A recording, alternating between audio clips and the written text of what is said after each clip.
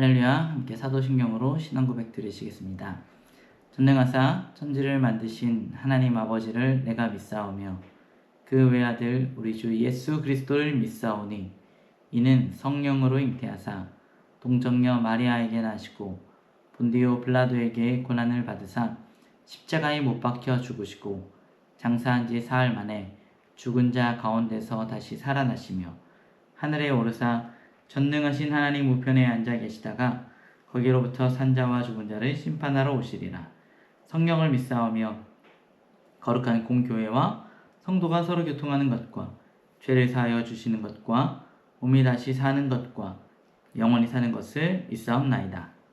아멘. 할렐루야. 이 시간에 함께 찬양하기 원합니다. 우리를 돕는 하나님의 그 크신 사랑, 크신 은혜를 기억하면서 함께 찬양하기 원합니다.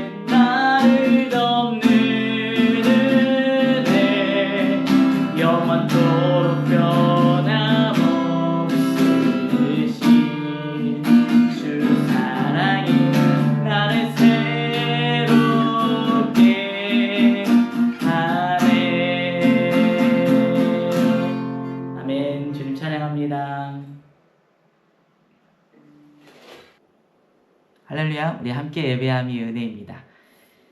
유럽의 이 폭염이 심상치가 않은 것 같습니다.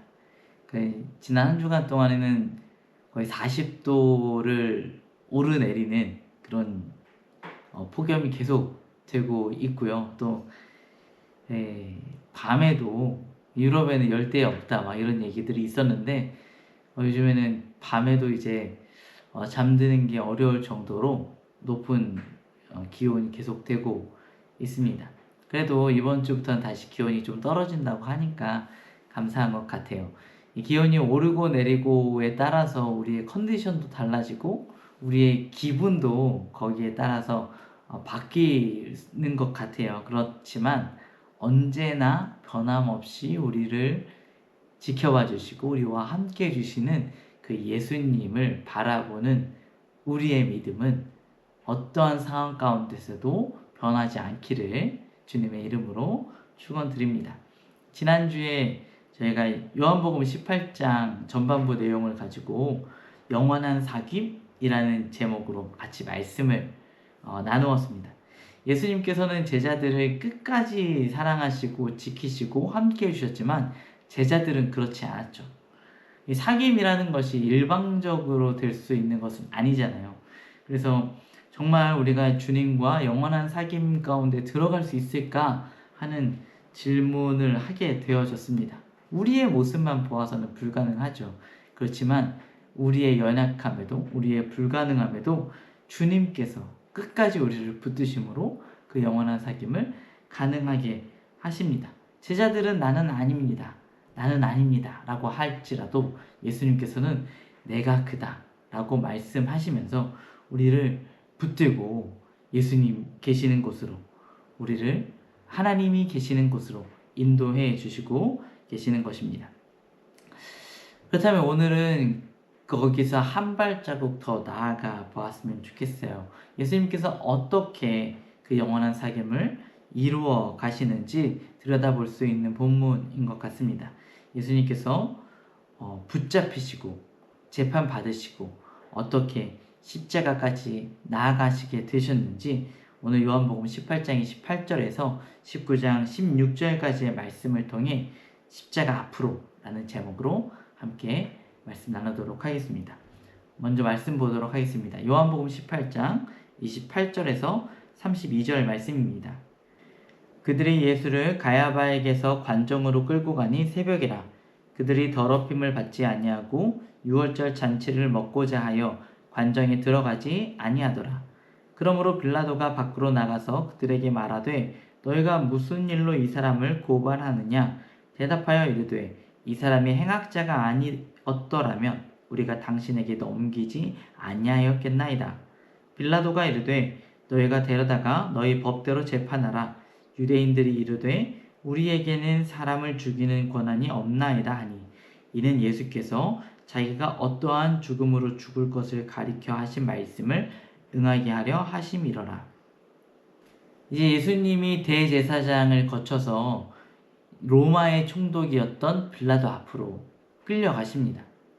근데 이제 요한이 굉장히 이상한 장면을 이제 기록을 하는데요. 유대인들이 이 빌라도의 관정에 들어가지 않고 그 앞에서 빌라도를 불러냅니다. 왜 그랬냐면 이방인의 뜰에 집에 들어가면 그 자기가 부정해진다라는 규정이 있었기 때문이에요. 지금 6월절을 앞두고 있었기 때문에 이들이 부정해졌을 때에 정결 예식을 통해 하는 기간을 거치고 6월절 행사에 참여할 수 없기 때문에 로마 총독 빌라도의 관정에 들어가지 않고 그 앞에서 불러낸 것이죠. 지금 이 사람들이 여기에 모인 이유가 무엇이냐면 사람 죽이려고 모인 거거든요. 예수님을 죽이려고. 예수님을 죽이는 일은 해야 되겠고 또 나의 정결도 지켜야 된다. 참 이상한 일이죠. 하나님의 아들을 죽이려고 하면서 자기의 손은 율법에 의해서 더러워지지 않으려고 하는 모습입니다. 심지어 그들이 지금 먹으려고 하는 그 잔치가 무엇이냐면 6월절 어린 양이죠. 하나님의 어린 양이신 예수님을 죽이려고 이들이 하면서도 6월절 식사는 꼭 지켜야 되겠다. 이 잔치는 참여해야 되겠다. 라고 하는 그들의 위선은 정말 의미심장한 장면이 아닐 수 없습니다. 오늘도 우리의 신앙의 모습을 돌아봤으면 좋겠습니다. 우리도 이 유대인들처럼 예배는 드리고 있지만 정말 우리의 마음의 모습은 어떠한지, 정말 용서는 하고 있는지, 기도하면서 사랑하고 있는지, 겉모습만 거룩한 신앙이 아니라 우리의 내면까지도 하나님께서 원하시는 신앙의 모습이 되어야 할 것입니다. 오늘 본문에서 이러한 모습이 계속해서 반복되어지는데요. 가짜가 진짜를 심판하고 가짜와 진짜가 뒤바뀌어져 있는 모습이 계속 나옵니다. 지난주에도 우리가 이야기했었죠. 가짜 대제사장이 진짜 대제사장이신 예수님을 신문하는 모습 말입니다. 지금도 가짜 재판이 참 재판장이신 예수님을 지금 재판하고 있는 것입니다. 우리는 늘 생각해 보아야만 합니다. 진짜 죄인이 누구인지, 진짜 주권자가 누구인지 생각해 보아야 할 것입니다. 요한복음 18장 33절에서 38절 말씀입니다. 이에 빌라도가 다시 관정에 들어가 예수를 불러 이르되 내가 유대인의 왕이냐? 예수께서 대답하시되 이는 내가 스스로 하는 말이냐? 다른 사람들이 나에 대하여 내게 한 말이냐? 빌라도가 대답하되 내가 유대인이냐? 내 나라 사람과 대제사장들이 너를 내게 넘겼으니 내가 무엇을 하였느냐? 예수께서 대답하시되 내 나라는 이 세상에 속한 것이 아니니라. 만일 내 나라가 이 세상에 속한 것이었더라면 내 종들이 싸워 나로 유대인들에게 넘겨지지 않게 하였으리라. 이제 내 나라는 여기에 속한 것이 아니니라. 빌라도가 이르되 그러면 내가 왕이 아니냐? 예수께서 대답하시되 내 말과 같이 내가 왕이니라. 내가 이를 위하여 태어났으며 이를 위하여 세상에 왔나니 곧 진리에 대하여 증언하려 함이로라. 무릇 진리에 속한 자는 내 음성을 듣느니라 하신대 빌라도가 이르되 진리가 무엇이냐 하더라. 빌라도는 이제 예수님께 질문을 하죠. 네가 유대인들의 왕이냐? 그에게 중요한 것은요, 이 정치적인 문제였어요.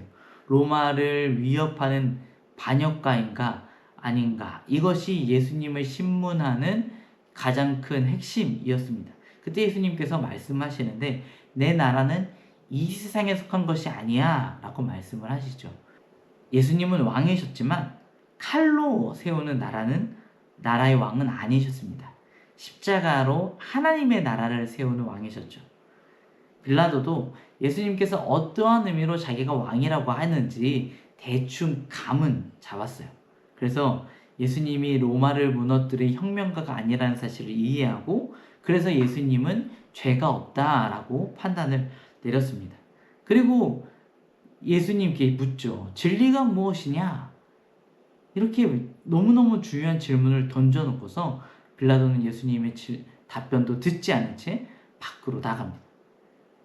빌라도에게 진리는 무엇인지가 중요하지 않았던 것이죠. 그는 진리를 탐구하는 척, 진리가 궁금한 척, 진리가 중요한 척 이렇게 생각했지만, 표현했지만 정작 진리를 알고 싶어 했던 사람은 아니었습니다. 그저 지금 이 새벽에 몰려온 유대인들에게 빨리 이 문제를 해결해주고 이 자기의 자리를 위협하는 이런 사회적인 혼란을 빨리 잠재우기만을 원했었던 것입니다. 우리도 우리의 삶 가운데 어떠한 복잡하고 어려운 문제들이 나타났을 때 그 문제 가운데 담겨져 있는 진짜 하나님의 뜻이 무엇인지, 아니면 진짜 이 문제만 빨리 해결되어졌으면 좋겠는지, 어떠한 스탠스를 갖고 있는지 우리가 생각해 보아야 할 것입니다. 빌라도가 지금 이 자리에서 진리가 무엇인지 정말로 궁금해하고 찾았더라면 그는 인생에 다시 오지 못할 기회를 붙들고 구원을 얻을 수 있었을 것입니다. 진리가 바로 눈앞에 있는데도, 하나님의 아들이 바로 눈앞에 있는데도 그 기회를 놓쳐버린 것입니다. 그래도 빌라도는 예수님이 죄가 없다는 것은 알았어요. 그래서 어떻게든 예수님을 놓아주려고 합니다. 그는 불과 며칠 전에 예수님이 예루살렘에 입성했을 때에 수많은 인파들이 모여서 예수님을 향해서 호산나 다윗의 자손이 하고 외쳤던 사실을 기억했습니다. 그래서 사람들에게 물은, 대제사장들, 종교인들이 아니라 사람들에게 물어보면 예수를 도와주어야 된다라고 대답을 할 것이라고 아마 생각했던 것 같아요. 그래서 내가 명절 특사로 예수를 풀어주면 어떨까? 이렇게 물어보았습니다. 그렇지만 빌라도는 착각을 했죠. 이곳에 모여있던 그 사람들은 그 예루살렘에 예수님께서 입성하셨을 때 예수님을 향하여서 호산나 하고 외쳤었던 사람들이 아니었습니다. 그 사람들은 이미 대제사장에 의해서 선동을 받고 예수님을 죽이고자 모인 사람들이었던 것이죠. 그래서 사람들은 예수님이 아닌 바라바를 선택합니다. 요한은 바라바를 강도라고 기록을 하는데요. 여기서 이 강도는요, 단순히 물건 훔치는 도둑을 이야기하지 않습니다. 무기를 들고 소동을 일으키는, 밀란을 일으키는 아마 폭력 혁명가를 의미했던 것 같아요. 사람들은 폭력으로서 나라를 바꾸는 사람을 선택했습니다. 칼을 드는 왕을 선택한 것입니다. 십자가를 지는 왕은 그들이 받아들일 수가 없었어요. 참 왕이 아닌 자기들이 원하는 왕을 선택하기를 원했습니다. 오늘 우리도 비슷한 실수를 하곤 합니다. 내가 원하는 하나님, 나의 소원을 들어주는 하나님을 우리가 선택하기를 원하진 않습니까? 빨리빨리 내가 원하는 방식대로 나의 문제를 해결해 주시는 예수님을 원하고 있지는 않습니까? 그러나 십자가를 지는 왕을 선택하는 때는 우리가 많지 않은 것 같아요. 참 신앙은 내가 원하는 예수님을 만들어내는 것이 아니라 왕이신 예수님 앞에 우리의 것을 내려놓고 순종하는 모습인 것입니다. 여러분, 바라바라는 이름의 뜻을 알고 있습니까? 이 유대인들의 이름에서 바가 앞에 붙은 이름이 참 많이 있어요. 바디메오도 있고요, 바돌로메도 있고. 여기서 이 바는요, 누구누구의 아들이라는 의미를 갖고 있습니다.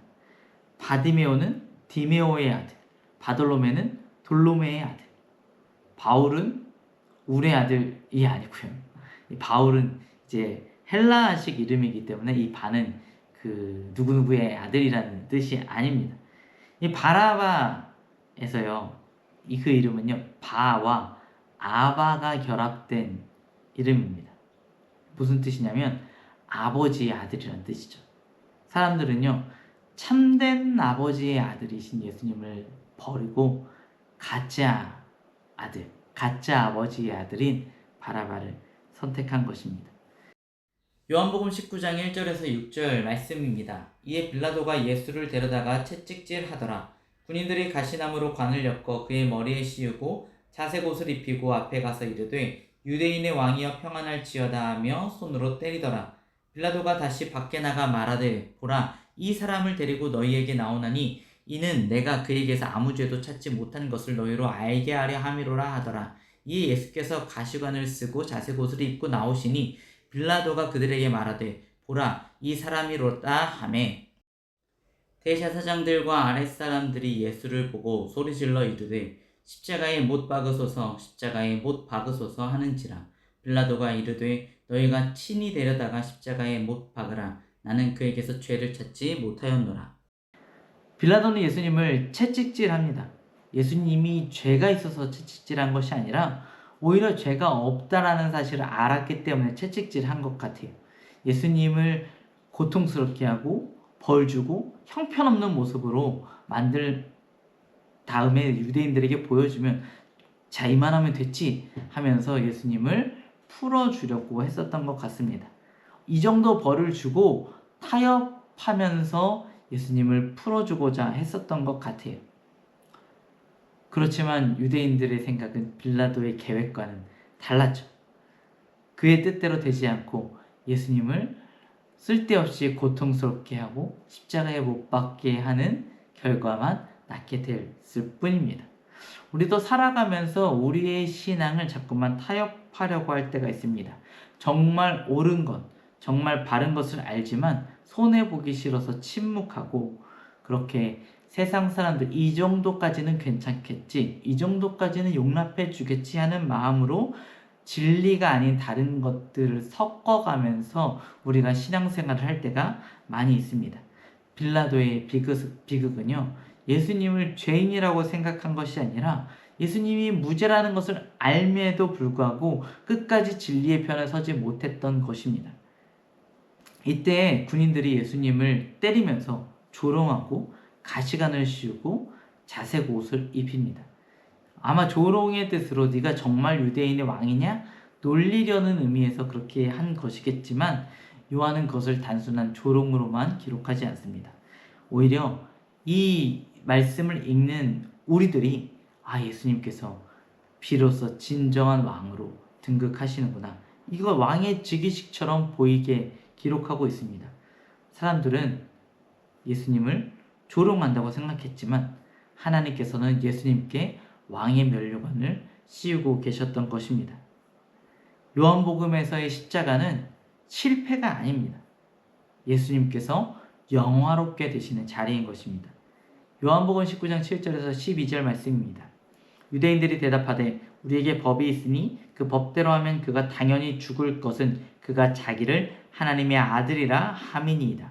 빌라도가 이 말을 듣고 더욱 두려워하여 다시 관정에 들어가서 예수께 말하되 너는 어디로부터냐 하되 예수께서 대답하여 주지 아니하시는지라. 빌라도가 이르되 내게 말하지 아니하느냐? 내가 너를 놓을 권한도 있고 십자가에 못 박을 권한도 있는 줄 알지 못하느냐? 예수께서 대답하시되 위에서 주지 아니하셨더라면 나를 해야 할 권한이 없었으리니 그러므로 나를 내게 넘겨준 자의 죄는 더 크니라 하시니라. 이때부터 빌라도가 예수를 놓으려고 힘썼으나 유대인들이 소리질러 이르되 이 사람을 놓으면 가이사의 충신이 아니니이다. 무릇 자기를 왕이라 하는 자는 가이사를 반역하는 것이니이다. 빌라도는 예수님이 스스로 하나님의 아들이라고 했다라는 말을 듣고 더 두려워합니다. 당시에는 특히 헬라인들은 신이 가끔씩 이 세상에 현현하기도 한다라는 그들이 믿고 있는 그리스식 신들이 이 땅에 오기도 한다라고 생각했기 때문에 예수님이 정말 신적인 존재이면 어떡하지 하는 두려움도 생겼던 것 같아요. 그래서 예수님께 묻습니다. 너는 어디로부터냐? 그렇지만 예수님이 대답 안 하시는데요.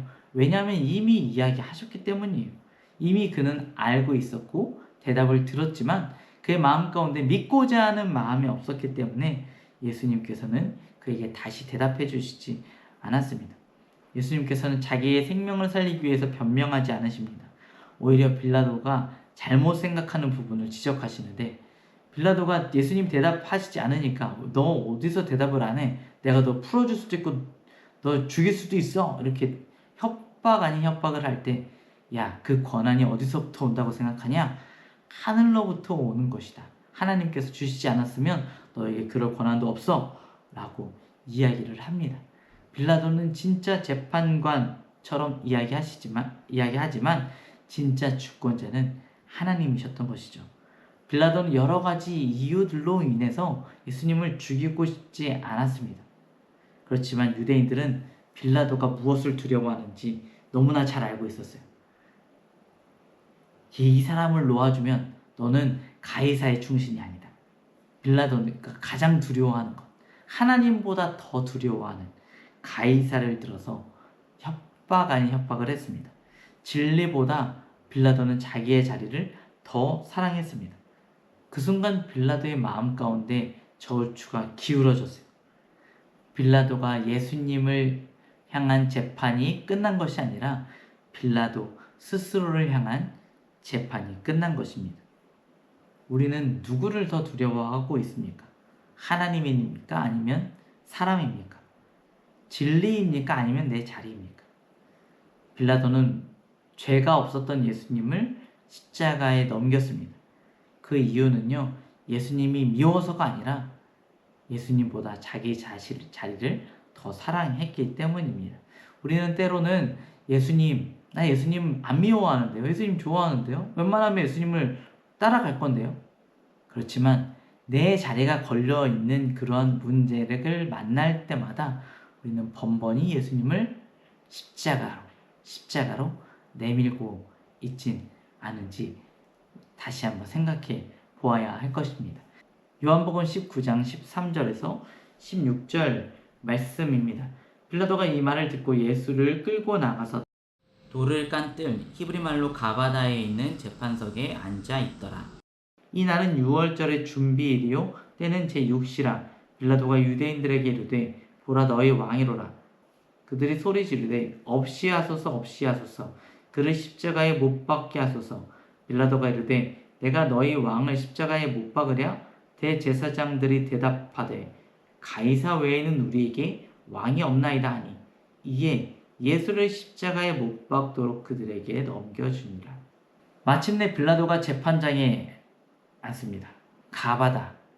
로마의 총독이 공식적으로 판결을 내리는 자리였는데 그 자리는 가장 공정한 판결이 내려져야 하는 자리였음에도 가장 큰 불의가 선고된 자리가 되었습니다. 무죄한 분이 유죄 판결을 받은 것입니다. 이때 빌라도가 계속해서 너희 왕이라고 부르는데요. 예수님을 조롱한다기보다 빌라도는 유대인들을 조롱하고 있는 것 같아요. 이렇게 볼품없는 자가 너희들의 왕이다. 너네 이처럼 볼품없는 민족이야 라고 이렇게 조롱하고 있는 것 같아요. 그렇지만 요한은요 그런 것마저도 진리로서 기록하고 있는데 왜냐하면 예수님이 진짜 왕이셨기 때문입니다. 여기서 가장 충격적인 장면은 대제사장들의 마지막 발언입니다. 가이사 외에는 우리에게 왕이 없나이다. 메시아를 기다리던 사람들이 메시아를 죽이기 위해 하나님을 왕으로 섬기는 민족이 가이사만이 우리의 왕이라고 고백하고 있는 것입니다. 그럼에도 불구하고 예수님은 사람들을 버리지 않습니다. 사람들은 예수님을 십자가에 못 박아야 한다고 이야기하지만 예수님은 그 사람들을 위하여서 십자가에 달리셨습니다.